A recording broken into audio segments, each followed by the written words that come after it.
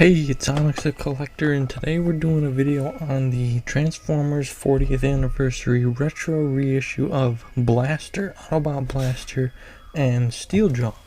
So we're going to take a look at his packaging first. So you got Transformers up there, you got his almost like mini instructions all over the sides here.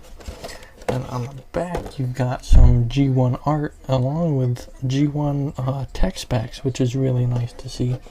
I like this box a lot more than what they did with the 86 versions, because this seems like a retro reissue because it's very reminiscent of the original G1 packaging. I didn't mind the 86 packaging, but I really like this one a lot more. I just like the way it looks, and I hope if they do more reissues past the 40th anniversary, I do hope they keep this style, just maybe without the 40th anniversary logo. And then we've got his instructions, which I'm not sure what the original instructions looked like for figures, or if maybe they were just on the box, but they definitely seem retro-like.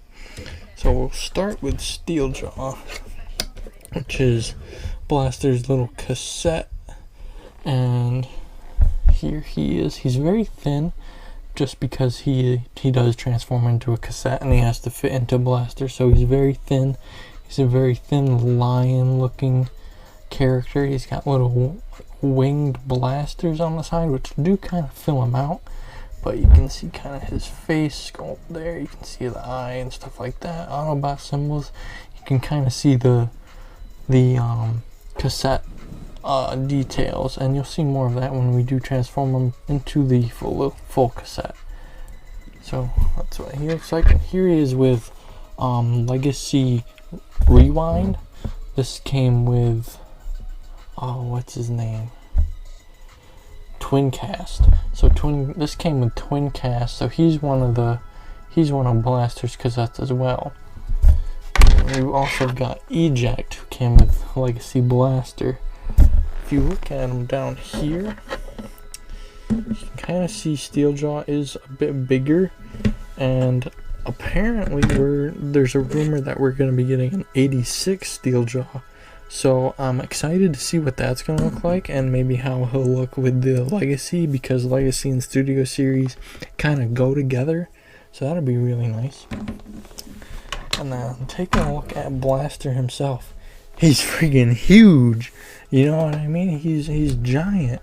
And I thought Perceptor was big when I got him, and Blaster, he's just huge. I mean, looking compared to a tiny thing like Steeljaw, you can see he towers over him.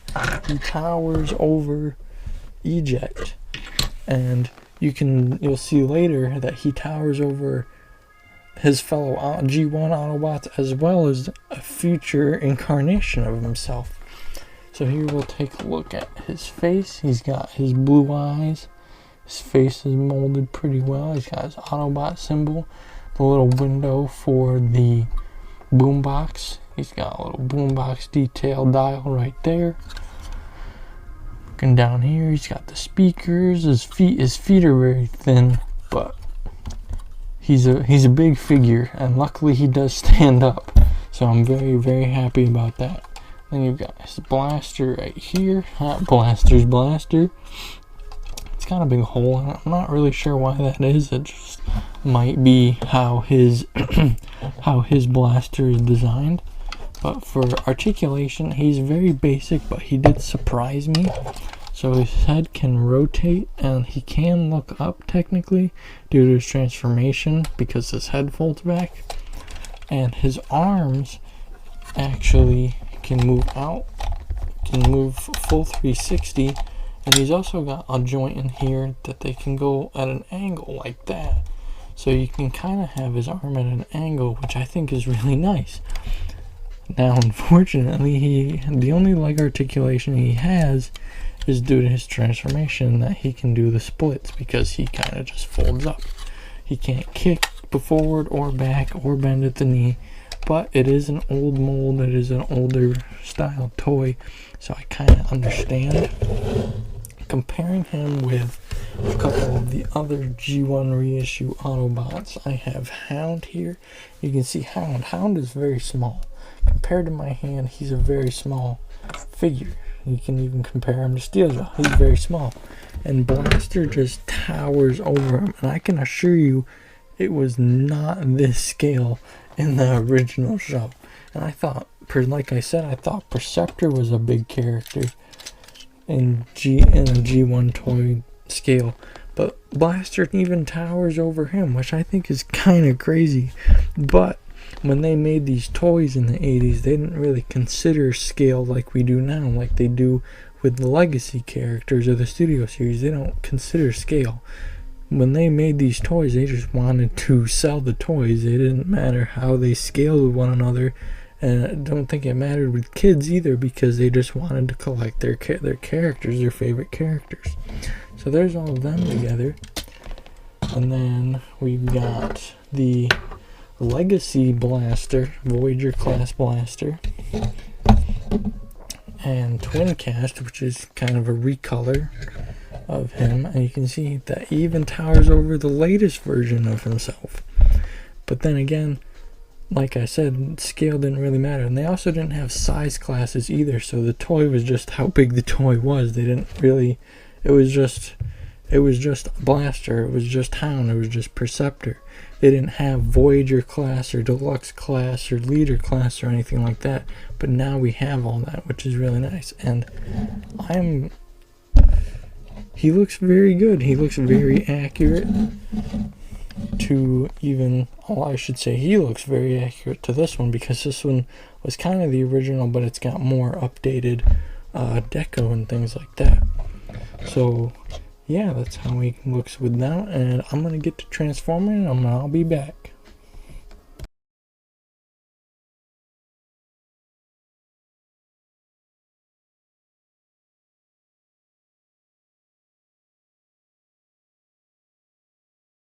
Alright, so here we have him in his boombox alternate mode. His transformation is kind of basic, which is kind of like kind of the running thing with G1, especially when you look at today's figures. He just kind of folds up and collapses into his boombox mode, because he's kind of just straight on. But we can take a look at Steeljaw first. Actually, I can show you the play feature he comes with. When you press this button right here, it's the eject button, or what would be an eject button on a boombox, and you've got Steeljaw in there in his little cassette form, which looks pretty good. Comparing him to like the latest cassettes, he's a bit bigger, just because the toys themselves were, some were bigger, some were smaller. In this case, Blaster was a bigger figure. There's nowhere to really store his weapons, although on the back of Blaster there's a bunch of screw holes, so if you wanted to, you could peg his Steeljaw's wings and such into the holes on the back here. And you could even do something that the Legacy figure does, and takes his gun and uses it as an antenna. You could probably find one maybe like right back here. Peg that and use that as an antenna, kind of. It's not the highest antenna, but taking a look at some of his details, he does have detail on the back. He's got an input, output, 8 earphone, so it's kind of like an earphone jack, I suppose. And then on the front, he's got a bunch of details. He's got the speakers, obviously. He's got an on and off switch where you can see it says on and off. The switch doesn't actually work though. He's got a tuning knob. You can see it says tuning on there. And then he's got all 4 switches. So you've got the eject one, obviously. You've got the off button, and you've got the play button, which all of these work, but only this one makes anything really happen. And yeah, that's pretty much it. I'm just really happy to have the G1 figures. That's one thing I really like about the retro reissues, is that I get to experience the G1 figure itself. even if it's not the original, I get to see it still experience the mold as a younger Transformers fan. And I think that's really cool. So yeah, thanks for watching.